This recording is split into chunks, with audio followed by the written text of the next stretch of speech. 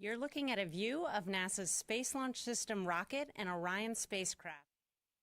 The launch pad ahead of the agency's Artemis II test flight that will send a crew of 4 astronauts around the moon and back.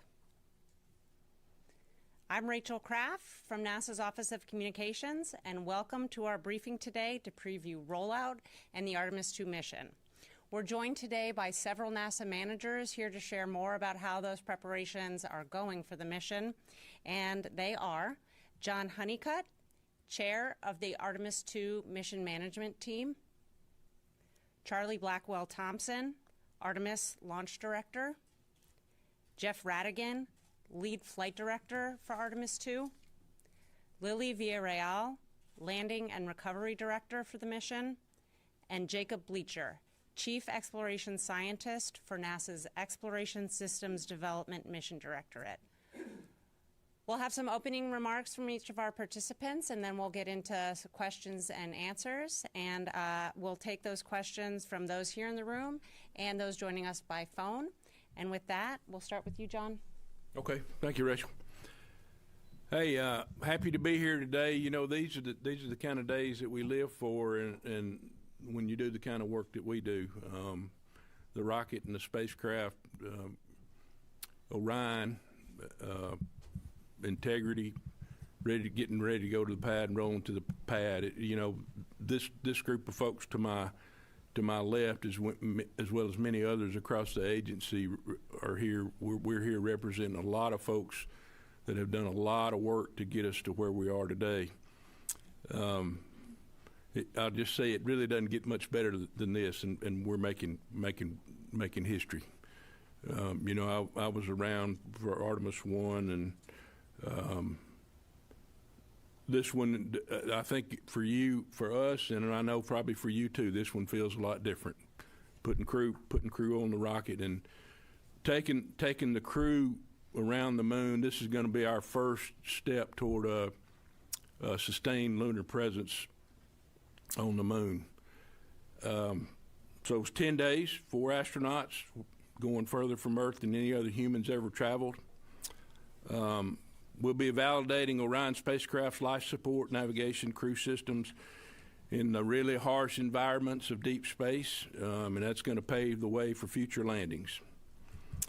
Talk a little bit about the mission management team. That's a group of 15 core members from across the enterprise that are responsible for the overall risk management associated with the mission.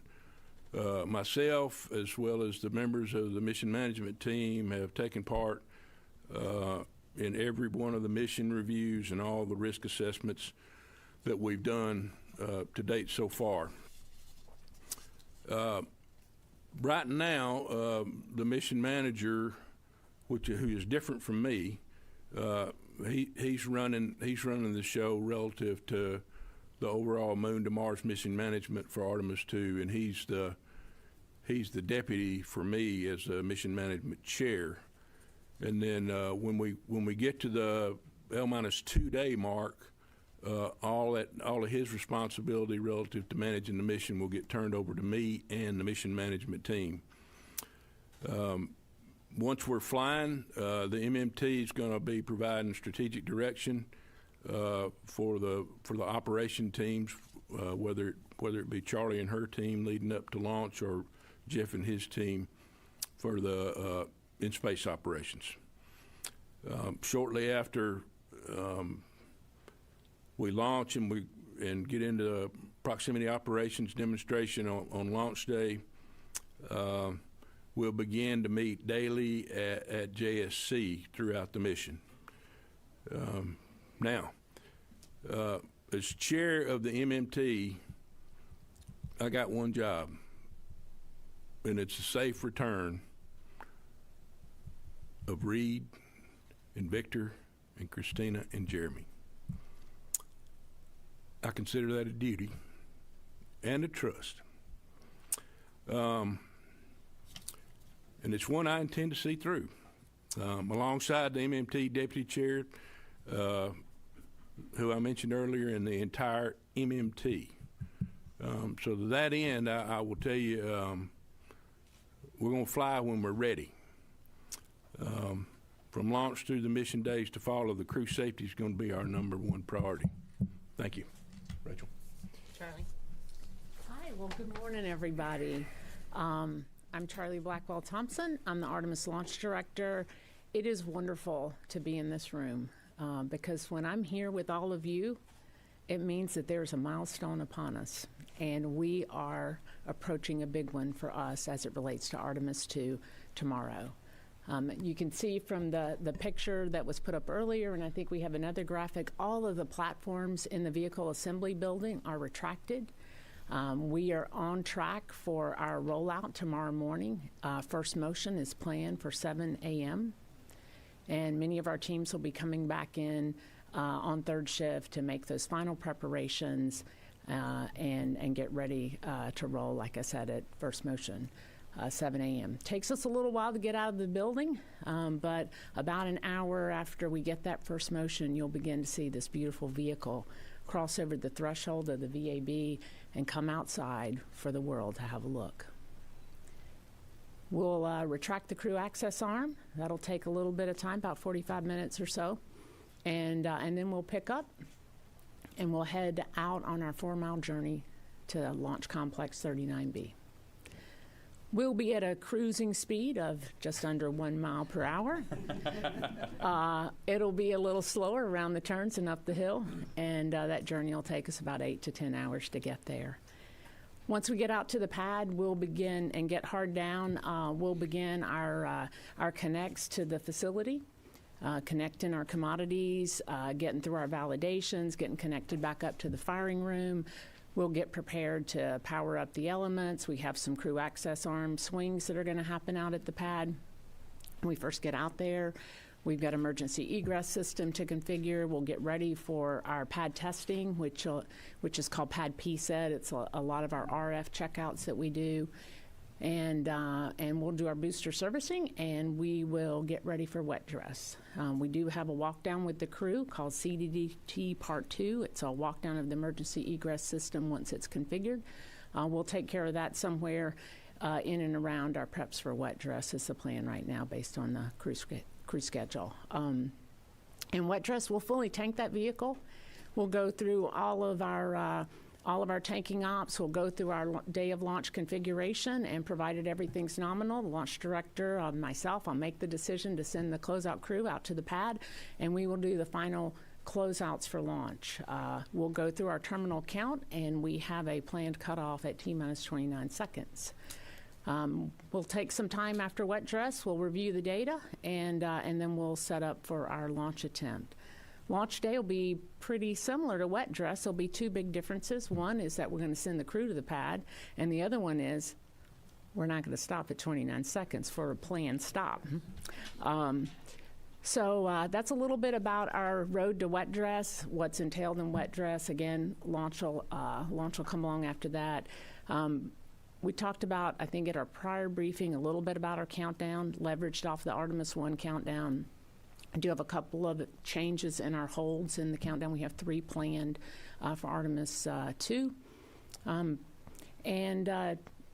Just like we do on launch day, right? Part of launch, we'll get into our terminal count. We'll count down. As I said, don't plan to stop at 29 seconds. Plan to go all the way to T0. We'll get down to core stage engine start inside of 6 seconds, six-ish seconds, booster ignition and liftoff. And at that point in time, I'll hand off to the Ascent Flight Director, just like I'm going to do today when I hand off to my colleague here as part of the briefing, Mr. Jeff Radigan. Thanks, Charlie. It's a great day to be here talking to you all. Over in Mission Control, of course, we're doing our final simulations, getting ready. The crew has undergone all of their final training and is wrapping things up. You can see in the video here that, as Charlie mentioned, we get liftoff, and then the core stage and boosters are going to take us to orbit. And it's going to be a monumental day. We're really looking forward to it. Let's see, so I will talk through a little bit of just an overview of the mission. Of course, we'll get the boosters jettisoning there a couple minutes into launch, and then the core stage will boost the upper stage, ICPS, and the Orion spacecraft into orbit. At that point, we'll actually separate from the core stage, and then go ahead and deploy the Orion solar arrays, setting ourselves up into a low Earth orbit to start. We'll spend a couple hours in low Earth orbit, and then the upper stage will do the apogee rays burn that will take us into a high Earth orbit, where we'll spend about 24 hours checking out the Orion systems, life support systems, crew systems, ensuring everything's ready. Along the way, we're going to do a ProxOps demo, and see, once this video completes, we'll cue the ProxOps demo video. And the crew's going to get a chance to fly the Orion spacecraft for the first time around the upper stage, and that's going to be great for us. I mentioned the crew readiness. You know, they're undergone all of their training, and you know, I Reed, Victor, Jeremy, and Christina, they're all ready to get on the rocket and get on with the mission. You know, it's one of the interesting things. I don't think they can get enough training. You know, you always want more, to the point where we're actually installing, I think, their cockpit in quarantine, so they'll be able to do some last-minute training. But you know, from my perspective, they're ready to go. Here you can see a video of the ProxOps demo of what we're going to do. We're actually going to separate. We're going to turn Orion around, and then the crew's going to pilot the spacecraft around the upper stage, the ICPS. This is what is going to give us data to ensure that we can dock on future flights. We're all looking forward to being able to dock with a Starship in the future, or a Blue lander. And on Artemis II, we're going to ensure that all of our models, all of our systems work successfully to be able to do those future dockings as we're in that high Earth orbit and doing a checkout. Let's see, after we get into that high Earth orbit and we do the checkout, of course, we'll consult with Mr. Honeycutt and the mission management team, make sure all systems are go for the translunar injection burn, and we'll take the crew to the moon. So let's see if we can cue the next video, please. It takes 3 days to get to the moon, and you know, the crew along the way is going to be doing some additional, more detailed checkouts of the spacecraft. We'll ensure that we've got a good, healthy spacecraft before we leave Earth. But then, of course, this is a test flight. We want to put Orion through its paces. And then as we fly by the far side of the moon here, the crew is going to spend a day in lunar observation. So they're going to, you know, basically spend the day giving their observations on the far side of the moon, which hasn't been seen, you know, parts of it hasn't been seen by human eyes before. So that'll be a great opportunity. And of course, they're going to take a fair amount of video, and you know, just have those observations. I will caution you that they're a long way from Earth, and signals are a little weak at that point. So we will get some video down, but the real high definition video will be post-flight when they come back. Finally, they're going to, you know, head on back home here and get ready for entry. It's a long mission. You know, 3 days there, a day around the moon, and 3 days back. All of that to say that we have to set them up for entry successfully, right? Our you know, one job, as Mr. Honeycutt said, is to bring the crew home safely. We need to hit the right entry interface corridor and bring them home. And once we do that, then the Orion will split into two. We'll have the CMA and the service module come off the crew module, which will then come through re-entry.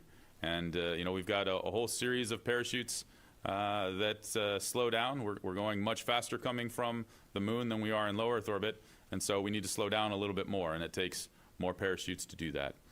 And so here we've got a video of what the re-entry sequence looks like. Of course, the crew's protected by the heat shield, and we'll go through a blackout period where we can't talk to them, and then come out the other side underneath the parachutes. Let's see, I do want to mention this is a test flight, and there's things that are going to be unexpected. You know, I think we've prepared for those as much as we can, and we're very much looking forward to flying this mission successfully with the crew and learning what we need to on Artemis II, moving forward and paving the road for future Artemis missions. Let's see, next I'll hand it over. Once the video here completes and the crew gets down safely, of course, we hand things over to Lily and her recovery team to go pick them up. Thank you, Jeff. If you can't tell, I'm just a little tiny bit nervous. So I want to really talk to you about recovery, and I represent such a wonderful team, so bear with me. My name is Lily, and I'm the NASA Artemis Landing and Recovery Director. I'm going to walk you through the process of how we will safely recover the Artemis 2 crew and the Orion spacecraft once they return from their trip around the moon. Within 24 hours of splashdown, we will be positioned in the Pacific Ocean within miles of the targeted recovery site, which is normally off the coast of San Diego. The recovery ship will approach the landing zone, and a team of Navy divers and in small boats will deploy from the ship into the open water. Prior to splashdown, a team from Johnson Space Center will map where the elements are jettisoned from Orion, such as the forward bay cover, the drogue parachutes, and the mortars. And this is to make sure that our boats and helicopters supporting recovery stay clear of all this debris. The divers will be the first to approach Orion, and they will conduct assessments of the air and water surrounding the capsule to make sure that it's safe to approach and help the crew exit Orion. After ensuring the area is safe, they'll open the Orion hatch and help the astronauts from their seats to a large inflatable raft called the front porch. Once all the four astronauts are on the front porch, we will tow the capsule away from the front porch, and the team will wait pickup from the Navy helicopters, which are deployed from the recovery vessel. 2 helicopters are going to rotate, picking up all the 4 crew members before they return to the recovery ship within a few minutes of each other. Once the crew has exited the helicopters, they're going to proceed straight to the ship's medical bay to undergo routine post-medical checkups.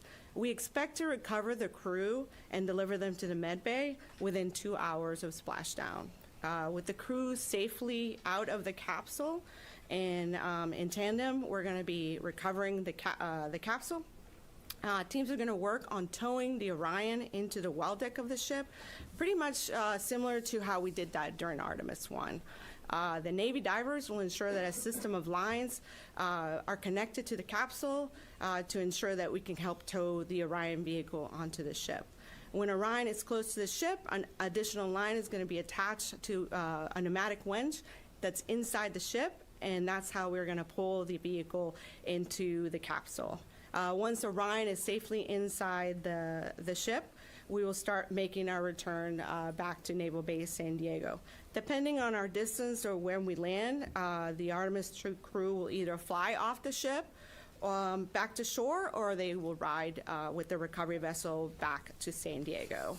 Once we arrive back to shore, the astronauts are going to depart to go to Houston, while the NASA recovery team will complete some post-splashdown processing activities of Orion before we transport it back to Kennedy Space Center.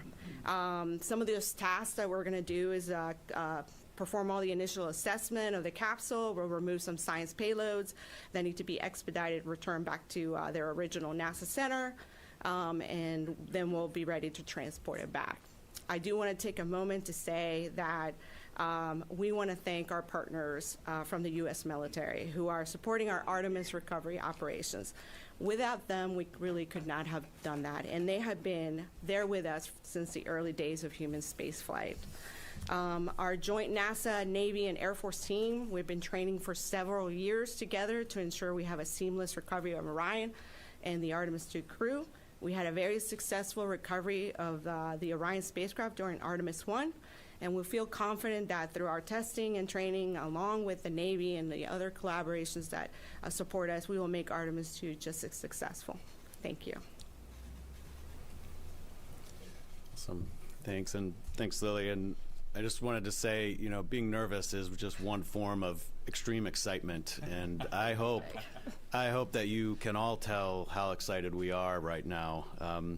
I did want to start by saying what a privilege it is to be here and an honor it is to be a part of the Artemis 2 team. I want to echo some of John's words earlier.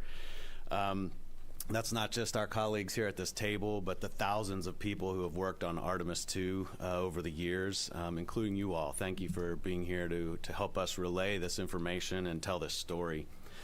I have a song that I like to play often as I approach the VAB, Vehicle Assembly Building, for big events. It's the kind of song that makes the hair stand up on the back of your neck or on your arms. I'll confess I played that song this morning. because this is a very historic moment, an exciting moment. We're rolling out the integrated SLS in Orion for a flight that will carry 4 of our friends, our NASA family members, around the moon and bring them safely back to Earth. Artemis 2 is a test flight. It truly is exploration. There will be a number of firsts that we'll be proving out on this flight. And I like to say that during exploration, science is our toolbox for survival. With that in mind, I'm excited to present to you our Artemis 2 integrated research campaign, which involves activities across biology, human research, space weather research, and also some planetary geology. Our integrated campaign is designed to help unlock more time for science on future missions by minimizing crew time spent on other activities and increasing crew and support team efficiency on the science tasks themselves, all while learning how to best thrive in the deep space environment. During this flight, we will learn how the spacecraft behaves. Through our research campaign, we will also learn how we, human beings, behave in that same environment. The combination of these 2 things will help us optimize our time in future missions. We'll be flying a payload called AVATAR, which stands for a Virtual Astronaut Tissue Analog Response. Basically, AVATAR enables us to mimic individual astronaut organs, and Artemis 2 will mark the first time that these types of devices have been tested outside the Van Allen belts or away from the ISS. We will test if we can use these astronaut avatars as tools for measuring and predicting our human response to the deep space stressors. To evaluate this, scientists will compare avatar data with space station findings we've already collected, as well as with samples taken from our crew both before and after the flight. For NASA, AVATAR could help inform measures to ensure crew health on future deep space missions, including personalizing medical kits for each astronaut. For citizens here on Earth, it could lead to advancements in individualized treatments for diseases such as cancer. We'll also be flying an activity called Archer, Artemis Research for Crew Health and Readiness. For the Archer study, crew members will wear movement and sleep monitors called actigraphy devices before, during, and after the mission. These wristband monitors will enable us to study real-time health and behavioral information for the crew members and help scientists study how crew members' sleep and activity patterns are affected and how overall health and performance is affected. The study will evaluate how our crew members perform individually, as a team throughout the mission, including how easily they can move around within the confined space of their capsule. We'll also measure a set of immune biomarkers. For the immune biomarker study, crew members will supply saliva samples through the flight, and they have done so on Earth and will do so when they return for comparison. Scientists will gain insights into how the astronauts' immune systems are affected by the increased stressors of the radiation environment, isolation, and distance away from Earth during deep space flights. We'll also extend a set of ISS activities to the moon called Spaceflight Standard Measures. Astronauts will collect a set of measurements spanning multiple physiological systems to provide a comprehensive snapshot of how spaceflight affects the human body. We will conduct also physiological assessments, including testing their head, eye, and body movements before, during, and after the spaceflight, and that will be compared with blood samples that are taken before and after the flight as well. As soon as possible after landing, the crew members participate in basically an obstacle course to see how quickly they can function soon after going through a gravity transition. A few days later, they'll conduct a simulated spacewalk, and we'll do various tasks in a pressurized spacesuit again to investigate how quickly, again, they can adapt to that change in gravity. That prepares us for landing on the moon and eventually down the road going to destinations such as Mars. During the flight, we will make measurements with a suite of radiation sensors. You may remember that we've did something similar during Artemis 1. Crew members will keep detectors in their pockets of their suits so that we can measure their individual exposure in real time during the flight. 2 other sets of sensors will also be placed in Orion. One will monitor radiation at different shielding locations in the spacecraft so that we can gain a better understanding of what the radiation protection does for our crew members on board. We will also be partnering with the Germany Aerospace Agency, or DLR, to provide sensors similar to what they provided during Artemis 1. And the crew will deploy these around the Orion, again, to give us a comprehensive view of that radiation environment. Last but not least, a very exciting aspect to it is the ability to observe the moon. So you've heard a little bit about that already. And if we could cue up our first image here. Our crew will take time to observe the moon as they pass around the far side of the moon. Far side is the side of the moon that we never see from here on Earth. The moon will look about like holding a basketball at arm's length to them from the Orion. And if we could cue up the second image as well now, just to give another look here. Depending on when the mission launches and the final flight path, it's possible they'll see parts of the moon that have never been viewed by human eyes.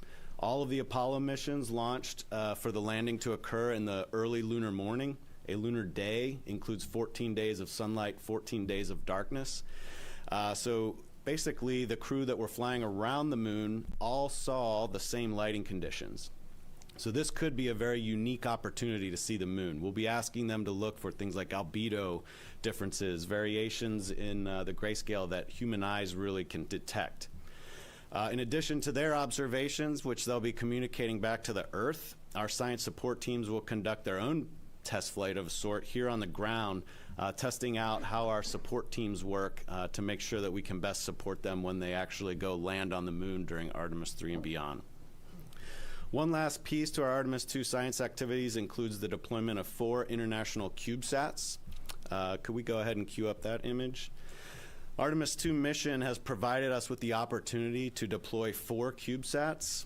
Those are basically shoebox-sized payloads that essentially act as their own spacecraft once we deploy them. Our partners in Argentina, Germany, Korea, and Saudi Arabia are all partnering with NASA to take advantage of the opportunity that we have with Artemis to fly their own CubeSats. Each has its own objectives, but in general, all of the CubeSats are conducting complementary space weather measurements to the types of research that NASA's doing. So we're excited to provide this opportunity to our partners as we lead the way in space exploration and exploration of the moon.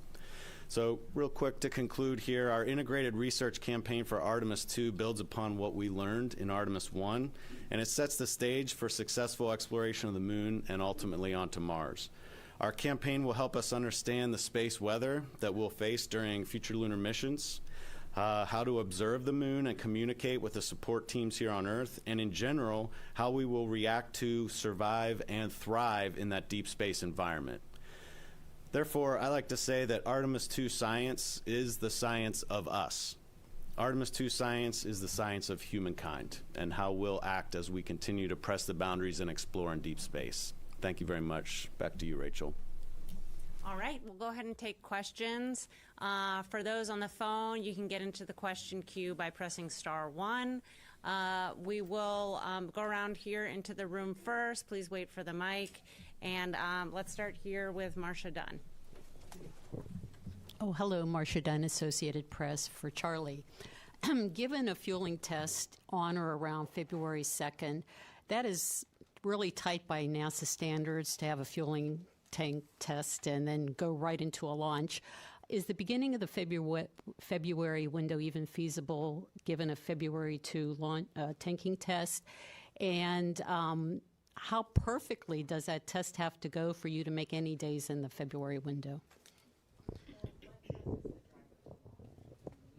We need to get through wet dress. We need to see what lessons that we learn as a result of that, and that will ultimately lay out our path toward launch. With a wet dress that is without significant issues, if everything goes to plan, then certainly there are opportunities within February that could be achievable. Yeah. Just quickly, are you already just hoping to get to the end of the window at this point, or are the first few days of the window even possible at this point? I think wet dress is really the driver to that, and how it goes. It would be hard to say that you could not. I mean, we do the wet dress early in February. You're going to need a little bit of time to go look at the data, but certainly it will be the driver toward LP17 opportunities. Okay, we'll go behind to Bill Harwood. Yeah, hi guys. Bill Harwood with CBS News. Two quick ones. One for Jeff. I realize you guys don't have launch dates yet, like Charlie was talking about, but there's at least a chance that you could be launching Crew 12 while the Artemis II mission is underway. Is there a minimum separation you would like to see between one launch and the other? What are some of the issues you have to deal with as you've got simultaneous missions? And maybe for John, on the outside, we don't have the insights you guys have, but this whole point about counting down to this huge launch with Artemis II and then Crew 12, I mean, it almost seems like there's a rush. People that aren't involved in what you guys do might think, well, why is there such a big rush when you've got this other mission you got to get to the space station? And doesn't that kind of reflect some of the lessons from the Challenger Commission and CABE about being in a hurry to get flights off? And why is this case different from that, if that makes any sense? Thanks. So I'll take a start. I will say this is not a rush, and I actually take quite an issue with you using that word. That's not where we're at right now, right? We are preparing to launch Artemis II. As Charlie mentioned, we're working towards wet dress. I know the agency's preparing to launch Crew 12. There's a lot of preparation going on, but there absolutely are constraints, right? We have the TDRS network to work through. We have the various launch pads. The missions, right, it's not prudent for us to put both of those up at the same time, but we also have to ensure that both of them are ready to go. Because you guys have been in the space business long enough to know that we may run into an issue, and the last thing we want to do is make a decision too early and then lose an opportunity, right? That would not be responsible of us. So we need to keep pressing with both missions. We need to ensure we're doing that at the right speed and we're looking at the right technical constraints. And then, as we get closer, either the decision will come about because the hardware's talking to us and we have something that we need to go deal with, or we'll have to pick one. But that doesn't mean we should stop preparing for either mission right now, but we need to do that at the right pace. Let me address the second part of Bill's question. Bill, part of my job as the MMT chair is to just watch out for what you just said.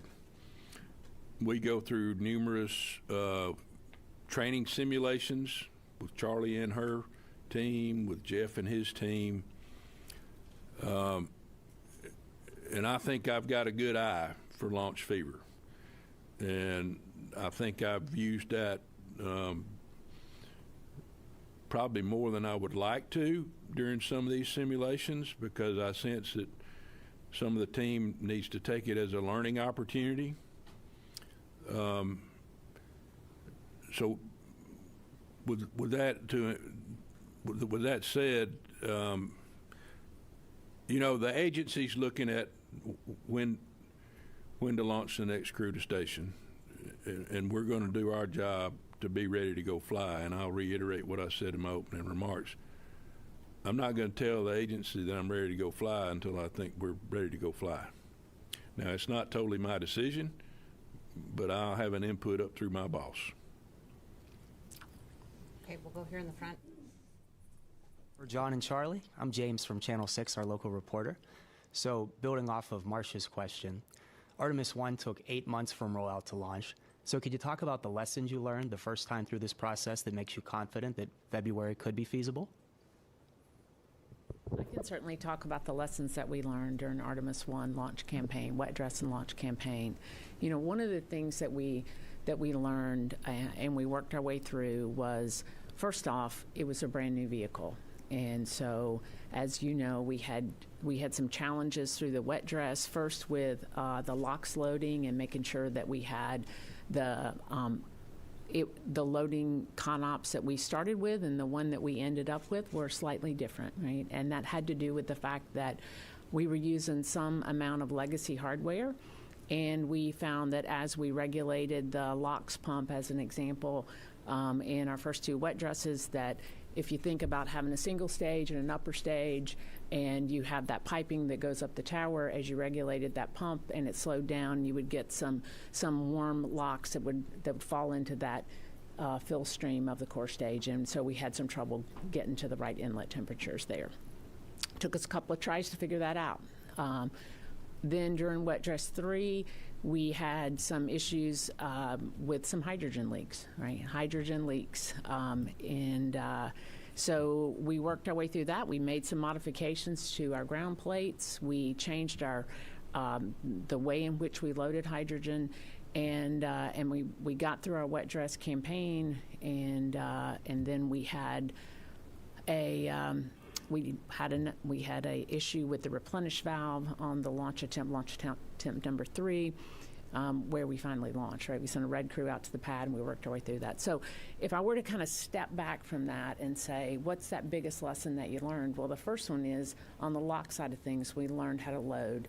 We learned how to change our CONOPS for that. We're utilizing the same CONOPS. Once we made those changes and we worked our way through launch countdown attempt number 1, and number 3, we used that same philosophy and CONOPS for Artemis 1. It worked successfully, and that's what we plan to use again. So that was a big lesson learned. The other lesson learned on the hydrogen side of things, we made some changes to that interface between the flight plate and the ground plate.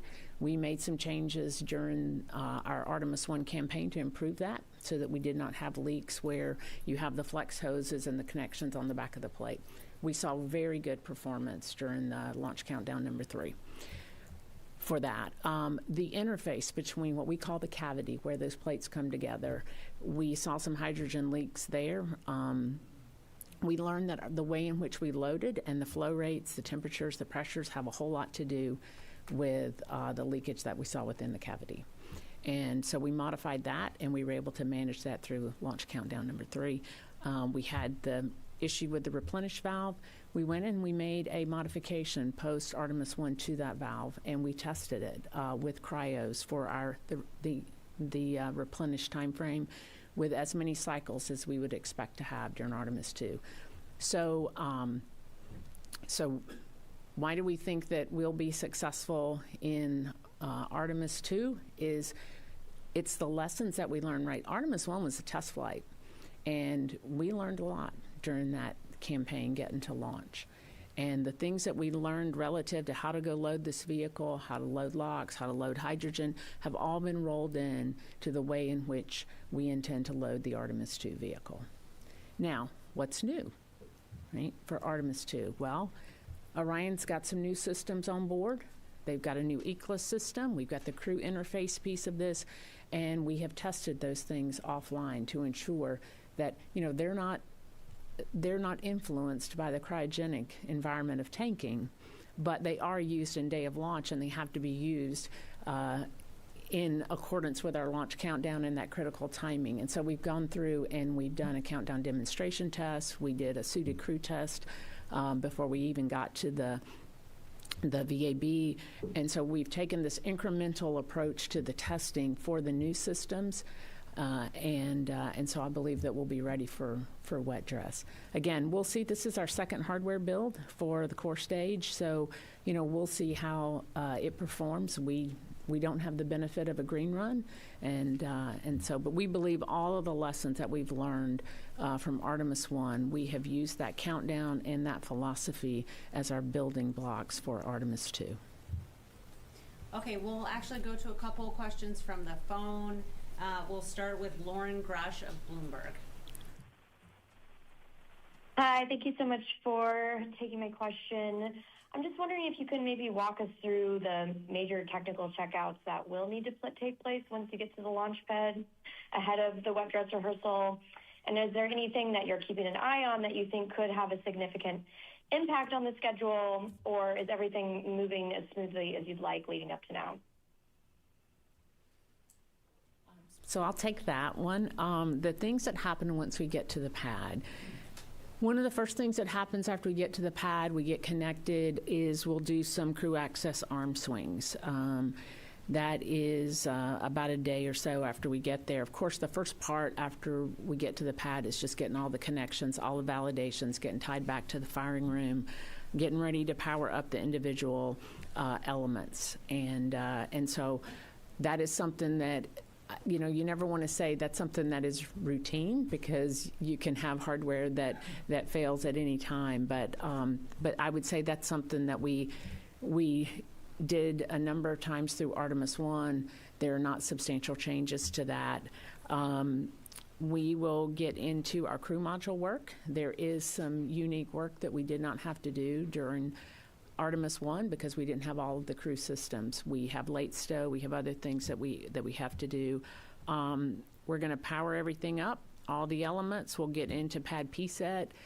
Mostly RF testing there. We've tested all these systems in the vehicle assembly building, but it's not in the RF environment of the pad. And so we'll go through and we'll do all of that checkout. We load the boosters. Again, there's some weather dependencies there, so we'll certainly keep an eye on the weather. Luckily, we're not trying to do it in the summertime when you have lots of thunderstorms, so makes it a little bit easier this time of year. There's nothing in particular through the whole pad flow that I would look at and say, you know, this is the thing that is the driver to wet dress, right? All of the work has to get done. We have incrementally tested all of this offline or in the integrated environment of the VAB, and now it's just getting out to the pad and testing those pad interfaces, that launch pad environment with the RF. I mean, wet dress is the big test at the pad. That's the one to keep an eye on. I guess if you're watching one and you say which one is the driver, that's the driver to launch. So that's the one to watch until we get to launch day. Okay, we'll take another question from the phone, and then we'll come back here into the room. Next, we have Jackie Waddles with CNN. Hi, folks. Thanks so much for doing this. So question for Mr. Honeycutt on the heat shield. I was curious, do you expect the heat shield to play a big role in flight readiness review or this risk assessment? Where do you personally stand on that? And then kind of on that line of thinking, just for clarity, who exactly is giving the final go for launch? Like, does this need to be a unanimous decision within the MMT, or do Jared or Amit have final say? Just some insight into that process would be wonderful. Thanks so much. Yeah, so for the second question, Charlie does her poll, and I'm part of that poll. So I'm a small piece of that, and I do not have to have consensus from the MMT to make my decision relative to giving her my go or no go. I would like to have consensus. I'll tell you, a lot of times in our sims, we have complicated problems that aren't black or white, and so we do have varied opinions across the team. But at the end of the day, it's up to me to manage the decision that we make and send it forward to Charlie. Relative to the heat shield, you know, we started that work back when I had my old job, and before I got this job, and so I was paying attention to it then, but even more so now. We're changing, and I'm going to pass it to Jeff on this in just a minute. But just from my perspective, I think we've done the work, the analysis, and the testing to show that we're in good shape for the mission profile that Jeff and his team have planned. You want to add anything, Jeff? So what I'll say is, through the testing that we've done after Artemis 1 and the work that we've done here on the ground, we understand the limitations of the heat shield on Artemis 2, and it's incumbent upon us to fly within those limitations. So things that we've changed, right? We've changed the entry profile so that we're flying a profile that the heat shield can handle. And we're also ensuring that we launch on a day where the demands of the heat shield are lower. And so, really that turns into a range requirement to fly, not the 4,000 miles of entry that we flew on Artemis 1, but the 1,775 miles of entry that we're flying on Artemis 2. And so, the heat shield, yes, we understand there's some limitations with it, and so from a mission design perspective, we're making sure that we fly within those limitations, and that's how we're going to keep the crew safe. We're going to make sure that we're staying within the bounds of the hardware, and I think as John mentioned, the heat shield is being I don't want to say redesigned, but it's being updated for Artemis 3 to try and get back to that longer range requirement that we'll be able to meet for those future Artemis missions. But for Artemis 2, of course, we've got that lower range, which is why we have fewer launch opportunities. That we're making Charlie's life a little bit harder by not having as many days we can launch on. But that's the right thing to do to keep our crew safe. Okay, let's go here to Irene. Thanks very much. Irene Klotz with Aviation Week in Space Technology. For Jeff and then also for John, obviously you hope to not test the launch abort system, but in case it is needed, could you kind of run through some of those scenarios and what you've trained for, what is kind of possible, what is still like areas that perhaps are not covered? And for John, what's the overall risk for this mission for the crew, and is it that risk still more for launch, or at this point is reentry equal or greater risk? Thanks. I'll answer the second part now. Anytime you got this much energy that you're putting into a system like this and a lot of dynamic events, there is some risk. It's our job to either understand those risks and make sure that we've mitigated those in a way that we feel comfortable with and we can execute the mission. As Jeff said, though, this is a first time with crew. There's been some. We're flying a lot of new pieces to the configuration this time. Team, all that's gone through all the reviews. All those need to work. Jeff and his team done an outstanding job developing flight rules that give us the ability to respond quickly to any kind of off-nominal situations once we leave the launch pad and then get into the mission. And then, as Jeff mentioned a minute ago, the dynamic event of hitting the entry interface and then coming back into the Earth's atmosphere is obviously one that's where you put a lot more energy into the system. So, I would say I don't prioritize either one of those over the other one, but from an overall perspective, that's just part of cheating gravity. Jeff. So as far as launch aborts, right, we've got abort coverage, from pre-launch there when the capsule's on the pad, all the way through, core stage flight.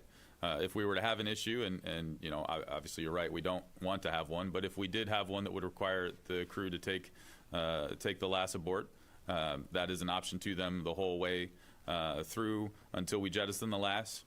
After we jettison the last, at that point, we still have aborts where Orion would separate from the ICPS and then use the Orion engines actually to perform the aborts off of the core stage. And so it's really set up such that they always have an abort option. It's going to be a fair amount of G's. If they have to ride the last, of course, the boosters will still be burning at that point when the last engines ignite and pull the Orion off the top. But it's a case where the crew will survive and we'll get them home, and we'll be able to go on and get them home safe. Take one in the back. I feel the excitement too. It's a great day. Greg Redfern with WTOP Radio up in Washington, D.C. Two questions. One, if you can't make this launch window by April, when would be the next one? And the second one, a little lunar science. You're shooting for a lunar full phase on the far side, but what would be your limit if you can't make that as to the lunar illumination that you'd like? Thank you very much. And light that candle.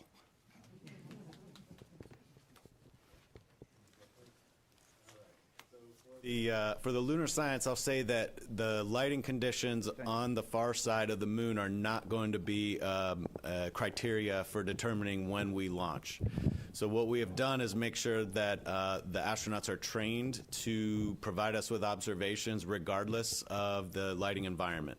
Now, I will say they have probably pretty much looked through what the options might look like, and they probably have their favorite. But again, we're going to launch when it's safe and we're ready, and we're going to do the best science that we can under those conditions. All right, and so with respect to launch periods, rolling out, when we roll out, as you know, we do not have full access to everything at the pad. But one of the new capabilities that we did add for Artemis 2 is something called contingency pad access. And what that allows us to do is to go in and do a retest. It's an abbreviated retest of the flight termination system, and that plays into that 28 and 35-day requirement that we have with the range. So unlike Artemis 1, where we rolled out and we had a single month of opportunity and you had to come back to the VAB to retest the FTS system, we actually have a new capability for Artemis 2 that allows us to stay out at the pad for 2 launch periods. So we can retest that, and you get 2 launch periods when you go out. Now, that is saying that if you don't have some issue come up that you require rollback for. So that would get us through 2 launch periods. You know, there is it's a bit of a puzzle, I would say, in terms of, you know, it depends on why you scrubbed, what kind of, you know, what you need to repair, and if you choose to roll back, and then what that turnaround time is. But we roughly, to answer your question, we have opportunities in just about every month. It does vary. The number of days varies by monthly opportunity, but it's roughly somewhere in a little less than a week. Some months it's a little less than that, maybe 3-4 days, but we do have we have opportunities every month. Okay, we have time for just one more question here. Yes, you. Yes, you. Yeah. Hi, Josh Dinner, Space.com. Barring any major malfunctions or mishaps, what milestones during Artemis 2 must go right in order to greenlight Artemis 3 to proceed as the program's first lunar landing mission? Well, certainly, I would think we're going to have we'll have some things that we have to deal with, and we'll have to evaluate those and maybe do some course correction for Artemis 3. But you know, in my opinion, doing the checkout of the systems with the crew on board and getting the crew home safely, that's the big milestone. Are there any mission components like proximity operations where maybe the Orion experiences a hiccup but still is qualified for that sort of maneuverability? You know, specific to proc stops, I think we have great confidence in our capability to model that. After all, you know, we fly other space vehicles in proc stops all the time. We're docking to ISS fairly regularly. So, you know, if we have an issue with proc stops, you know, that's something I think we'd have to understand why, right? What was the cause of the issue? And as John said, understand the hiccup. But I wouldn't say that would necessarily, you know, disqualify the systems. I think the understanding there is what's important for what occurred. All right, and that's all we have time for today. I want to thank our participants for being here today. You can watch live views of rollout starting tomorrow at 7 a.m. as the rocket and spacecraft roll out of the vehicle assembly building. That'll be at 7 a.m. And then at 9 a.m. Eastern, we will have an opportunity to hear from NASA Administrator Jared Isaacman, as well as the Artemis 2 crew.